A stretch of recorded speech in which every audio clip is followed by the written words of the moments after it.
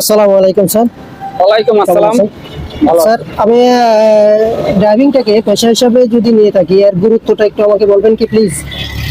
আপনি ড্রাইভিং পেশাটাকে পেশা হিসেবে নিতে চাচ্ছেন, তাই গুরুত্বটা জানতে চাচ্ছেন। জি জি জি জি। ভালো। ড্রাইভিং পেশার গুরুত্ব হলো যাতায়াতের জন্য ব্যবহৃত বিভিন্ন প্রকার যানবাহনে করে মানুষ বিভিন্ন প্রয়োজনে এক স্থান থেকে অন্য স্থানে ছুটে চলতে হয় এবং বহু মানুষ সড়ক দুর্ঘটনায় মারা যাচ্ছে।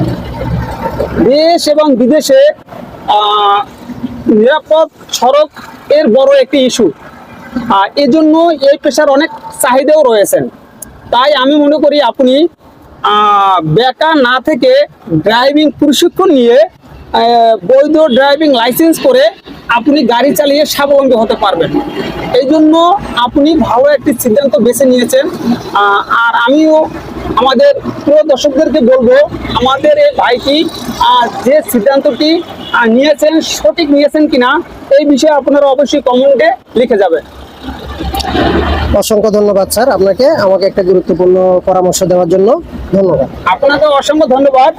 আর প্রিয় ভিউয়ার, আমাদের এরকম ভিডিওর আপডেট পেতে পেজটিকে ফলো দিয়ে পাশে থাকবেন।